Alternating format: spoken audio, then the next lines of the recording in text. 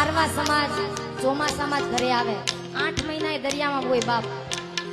લગ્ન થાય ને ચોમાસામાં જ એના લગ્ન હોય. મને જ્યાં સુધી ખ્યાલ છે, કારણ કે મારું પરગણું કોડીનાર અને એ આખો પંથક લગભગ ખારવા સમાજના જાજુ છે, એટલે મને ખ્યાલ છે ત્યાં સુધી ચોમાસામાં એના લગ્ન હોય. લગ્ન થયા હોય એના બીજે ત્રીજે દિવસે ખારવા સમાજનો ભાઈ દીકરો એ બોટમાં વહી જતો હોય, પણ એની ઘરવાળી છે એના આંખમાં આહુડું ના આવતું હોય, કારણ કે એનો ભરોસો વહાણવટીમાં ઉપર હોય.